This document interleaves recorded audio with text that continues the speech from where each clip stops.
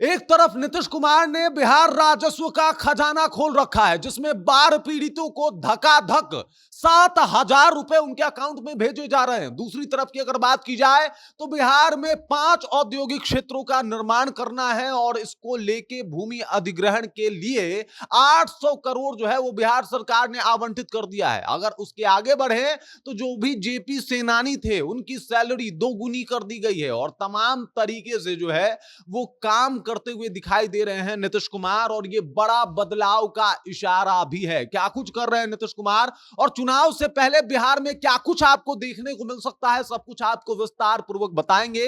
किस तरीके से उन्होंने बिहार राजस्व का खजाना खोल दिया है और पूरे बिहार में विकास की बारिश बरसा दी है, इसके बारे में भी आपको जानकारी देंगे। लेकिन उससे पहले मेरा परिचय जान लीजिए। मेरा नाम है रजत और आप जनता जंक्शन देख रहे हैं। आपको बता दूं कि नीतीश कुमार जो हैं वो अब रुकने का नाम नहीं ले रहे। ताबड़तोड़ एक के बाद एक कई योजनाओं की शुरुआत कर रहे हैं। इसके अलावा हर एक क्षेत्र में, चाहे वो बाढ़ पीड़ित हो, क्योंकि बाढ़ अभी एक बड़ी समस्या है, और ऐसे में नीतीश कुमार ने जो भी बाढ़ प्रभावित इलाके हैं वहां के लोगों के अकाउंट में धड़ाधड़ 7,000 रुपए, मतलब वहां से 7,000 चला सीधे उनके अकाउंट में 7,000 पहुंच जाएगा और बीच में कोई कटौती नहीं है। मतलब 7,000 उनको भेजे जा रहे हैं, जिसका इंपैक्ट चुनाव में भी देखने को मिलेगा। इसके अलावा अगर बात किया जाए तो बिहार में 5 औद्योगिक क्षेत्रों का निर्माण होने वाला है। अब कहां-कहां होने वाला है आपको बता दूं, और इन औद्योगिक क्षेत्रों के लिए क्या कुछ कर रहे हैं नीतीश कुमार, कितने धनराशि कहां के लिए आवंटित हुए हैं, ये भी आपको बता देता हूं।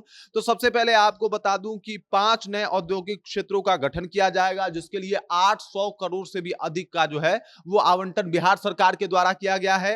मैं आपको बता दूं कि बेगूसराय में 991 एकड़ जमीन के लिए 351 करोड़ 56 लाख रुपए आवंटित किए गए हैं।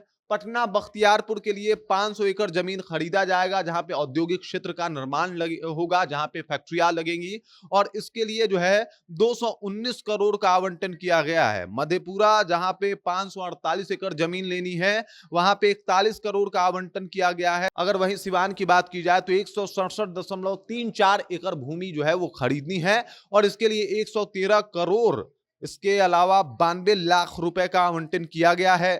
गया हवाई अड्डे के लिए जो है यहां पे भी भूमि अधिग्रहण का काम शुरू हो गया है, और इसके लिए यानी 18.24 करोड़ रुपए का आवंटन जो है वो किया गया है। वही नहीं, अगर आपको बता दे तो जो भी बीएलओ हैं और उनके सुपरवाइजर हैं उनका भी सैलरी बढ़ा दिया गया है। आपको बता दूं कि 10,000 से बीएलओ की सैलरी बढ़ा के अब 14,000 कर दी गई है। वहीं पे जो सुपरवाइजर हैं उनकी सैलरी 15,000 से अब 18,000 हो चुकी है। मतलब उनके ऊपर भी ध्यान दिया है नीतीश कुमार ने।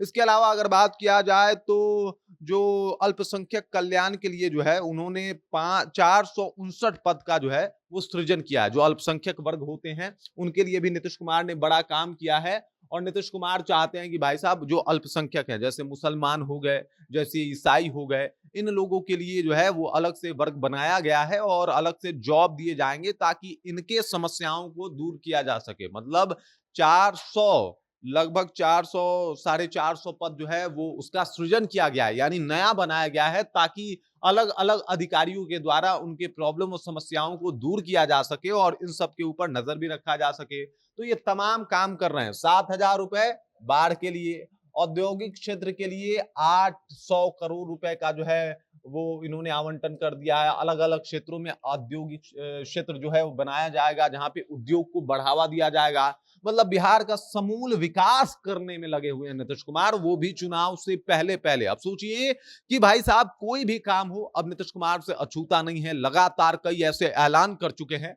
जिससे यह प्रतीत हो रहा है कि भाई अब नीतीश कुमार को इस बार कोई रोक नहीं सकता। धराधर जो योजनाएं आ रही हैं वो एकदम से तेजस्वी यादव की मुश्किलें बढ़ा रही हैं, और कोई भी नहीं चाहता कि भाई साहब नीतीश कुमार के इस एरा में घुस के उनको ट्रोल किया जाए, क्योंकि इस साल जिस तरीके से विकास हुआ है और खास करके जनता के हितों को लेकर विकास हुआ है, ये नहीं कि भाई मतलब बाकी चीजें हो रही हैं, नहीं, डायरेक्ट जनता का जिससे लाभ हो वैसी चीजें हो रही हैं। मतलब सैलरी बढ़ाई जा रही है, जो भी काम कर रहे हैं सरकारी कर्मचारी हैं उनकी सैलरी बढ़ाई जा रही है, अधिकारी की सैलरी बढ़ाई जा रही है। इसके अलावा उन तमाम लोगों की सैलरी बढ़ाई जा रही है जो लोग सरकार से जुड़े हुए हैं और वो सैलरी के लिए काफी कोशिश कर रहे थे। इसके अलावा अगर बात किया जाए तो औद्योगिक क्षेत्र, जो कहा जाता है ना कि बिहार में एक समस्या है, लोगों को पलायन करना पड़ता है, तो कम से कम जिस तरीके से इन 5 क्षेत्रों का विकास होगा उससे तो ऐसा प्रतीत हो रहा है कि बहुत हद तक रोजगार अब बिहार में भी मिलेगा, बरसेगा, बारिश होगी। इसके अलावा वैकेंसी निकाल रहे हैं, इसके अलावा बिजली मुफ्त मिल रहा है, इसके अलावा तमाम तरीके की कोशिशें की जा रही है, सड़क नव-निर्माण के ऊपर ध्यान दे रहे हैं। ये तमाम बातें बता रही है कि भाई साहब इस बार नीतीश कुमार को कोई झुका नहीं सकता, कोई रोक नहीं सकता, क्योंकि नीतीश कुमार अब निकल पड़े हैं बिहार के नव सृजन के लिए। अब देख लीजिए अल्पसंख्यकों की बात कर रहे हैं कि भाई साहब अल्पसंख्यकों के अधिकारियों को बनाया जाएगा, ताकि ये जो 459 वैकेंसियां आई हैं इससे डायरेक्ट तौर पे अधिकारियों को फायदा पहुंच सके और अधिकारी के साथ साथ वो अल्पसंख्यक समुदाय को भी फायदा पहुंच सके, जिनके लिए इन अधिकारियों को नियुक्त किया जा रहा है। नए पद बना दिए गए हैं कि भाई साहब ये नए नए पद हैं, यहां से अब इन लोगों को डील किया जाएगा और इस तरीके से जो है इनकी समस्याओं का समाधान किया जाएगा। बाकी इस खबर, इस जानकारी को लेकर आप क्या सोचते हैं, आपके जहन में क्या कुछ चल रहा है, कृपया कमेंट कीजिए और अपना विचार हम तक पहुंचा दीजिए। बाकी आप देख रहे हैं जनता जंक्शन और मेरा नाम रजत है।